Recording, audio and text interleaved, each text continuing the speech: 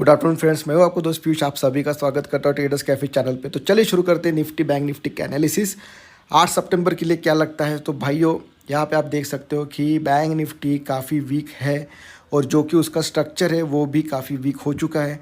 54,000 हम लोगों ने मार्क करके दिया था, 53,500 ये एक सपोर्ट जैसा काम करेगा।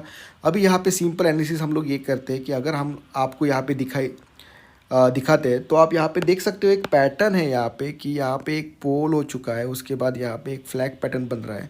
तो यहाँ से एक कंटिन्यूशन यहाँ पे हो सकता है, पोल एंड फ्लैग का यहाँ पे कंटिन्यूशन हो सकता है। तो आप मार्क करिए लेवल को 54,000 अभी भी हमारे लिए काफ़ी इंपॉर्टेंट है। इसके ऊपर जब तक मार्केट है, मार्केट यहाँ पे सेफ़ है। अदरवाइज़ आप यहाँ पे देख सकते हो कि अगर ये वाले कैंडल जिस तरीके से यहाँ पे भी एक कैंडल बनाया था, अगर वो मार्केट नहीं, आप यहाँ पे देख सकते हो ये कैंडल और ये एक कैंडल सेम कैंडल है, दिखाई दे रही है आपको। यहाँ से भी एक बाउंस हुआ था, यहाँ से भी एक बाउंस बैक होने की संभावना दिखाई दे रही है। लेकिन एक बात आपको यहाँ पे दिखाई देगी, 54,500 के आसपास जब भी मार्केट जाता है, यहाँ से एक डाउनफॉल मार्केट को आपको दिखाई दे रहा है। तो इसका मतलब ये होता है कि मार्केट में हेविली रेजिस्टेंस है अपसाइड में। अगर कोई भी सिनेरियो में 53,500 के नीचे अगर मार्केट जाना शुरू करता है तो यहाँ पे काफ़ी भयंकर गिरावट हो सकती है। सेम ये हो गया बैंक निफ्टी का एनालिसिस। अगर हम लोग निफ्टी में चलते हैं तो निफ्टी थोड़ा और डरावना है।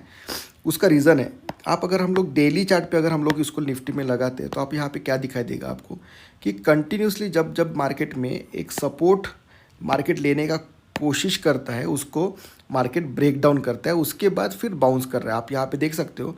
अगर हम लोग इसको यहाँ पे 24,800 के आसपास अगर हम लोग इसको ड्रॉ करते, ये वाला लेवल हम लोगों ने ऑलरेडी दिया था, ठीक है। तो आप यहाँ पे देख सकते हो कि मैं आपको डेली पे समझाता हूँ। ये बाउंस हुआ, ये बाउंस हुआ, ये एक बाउंस हुआ, ये एक बाउंस हुआ, ठीक है। तो यहाँ से कंटिन्यू मार्केट बाउंस हो रहा है। अभी यहाँ पे क्या हो गया था, मार्केट ने इस बार क्या किया था, ये वाले लेवल को सबसे पहले तो ब्रेक डाउन करने की कोशिश की। आप यहाँ पे देख सकते हो ये फर्स्ट कैंडल, ये एक सेकंड कैंडल और एक थर्ड कैंडल। मतलब क्या हो गया कि जहाँ से बाउंस आना चाहिए था उसके नीचे मार्केट चला गया। वो कहाँ पे था, वो लेवल इसको मार्क कर लेते। तो 24,350 का एक लेवल था जहाँ से मार्केट अभी बाउंस कर रहा है। अभी ये हो गया पहला। अभी मार्केट बाउंस होने के बाद कहाँ पे लेके गया मार्केट आपको, यहाँ पे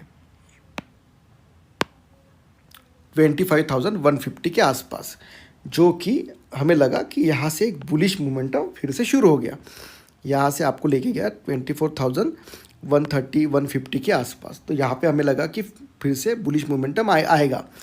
लेकिन हम लोग को ये भी पता था कि 25,200 एक ये ऐसा लेवल है जहाँ पे मार्केट ने 1 2 3 4 5 6 7 8 9 10 टाइम्स यहाँ पे टेस्ट किया है। तो इसके ऊपर मार्केट क्लोज होना काफ़ी इंपॉर्टेंट था, ये रेजिस्टेंस के ऊपर।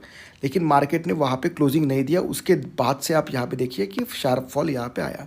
चलो, शार्प फॉल आया तो आया, फिर से कहाँ पे आया, आपको लेके गया 24,450 के आसपास आपको लेके गया। वहाँ से फिर से बाउंस बैक हुआ। अभी अगर हम लोग इसको थोड़ा एनालिसिस करते हैं सिंपली, तो आप क्या दिखाई देंगे कि सबसे पहले एक ये रेजिस्टेंस था जो कि था 53,300 या फिर 25,300 या 200 के आसपास। उसके बाद मार्केट में एक सेकंड रेजिस्टेंस बना जो बना 25,150 के आसपास। उसके बाद मार्केट यहाँ पे फॉल हुआ। उसके बाद मार्केट ने फिर से बाउंस बैक किया। अभी लेटेस्ट में जब जीएसटी की न्यूज़ आई थी, गैप अप हुआ था, उसके बाद मार्केट ने 24,900 के आसपास मार्केट ने एक 25 लिख लेते हैं यहाँ पे, 25,000 का एक रेजिस्टेंस गया। उसके बाद भी फॉल आया। इसका मतलब क्या हो रहा है कि जब कभी भी बाउंस आ रहा है उसके बाद फॉल आ रहा है। तो इसलिए हम लोग के लिए इंपॉर्टेंट लेवल जो इंट्राडे के लिए है, मंडे के लिए, वो क्या हो जाता है कि 24,800 ये एक रेजिस्टेंस का लेवल काफ़ी इंपॉर्टेंट हो जाता है।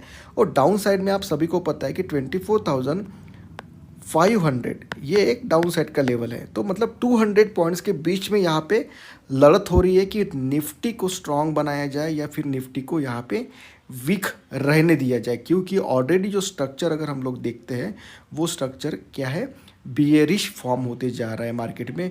किसी को यहाँ पे हेड एंड शोल्डर का स्ट्रक्चर दिख रहा है, किसी को यहाँ पे ट्रेंड लाइन का स्ट्रक्चर दिख रहा है। लेकिन हम लोग ये सिंप्लीफाई कर रहे हैं कि भाई सबसे इंपॉर्टेंट चीज़ अगर कोई है तो ये जो लो है 400 का ये जो लो है वो काफ़ी इम्पोर्टेंट है, ये ब्रेकडाउन नहीं होना चाहिए। अगर ये ब्रेकडाउन हो जाता है तो मार्केट हेवीली फॉल हो जाएगा।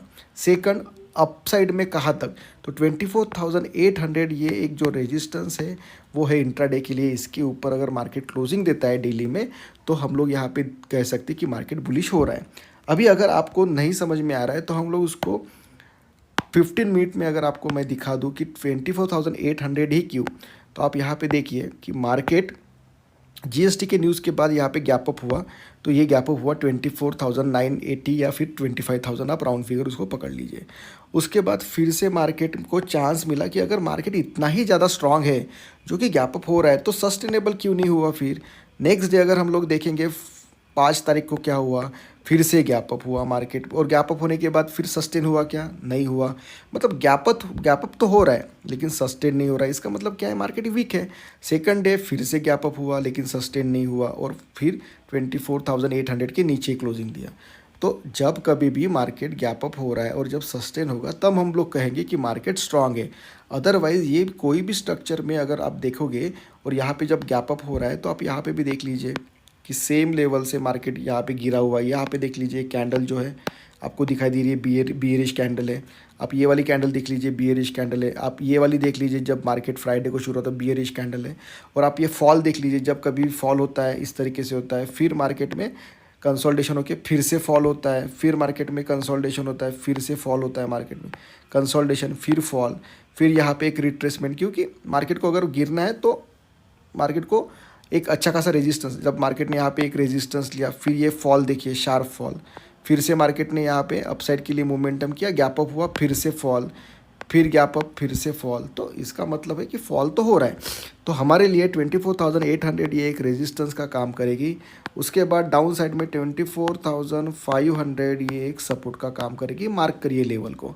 और अगर आपको हमारे वीडियोस पसंद आ रहे हो या फिर समझ में आते हो तो please do like, share and subscribe. तो मंडे के लिए हम लोगों के पास 2 लेवल निकल के आ रही है, 24,800 और 24,500।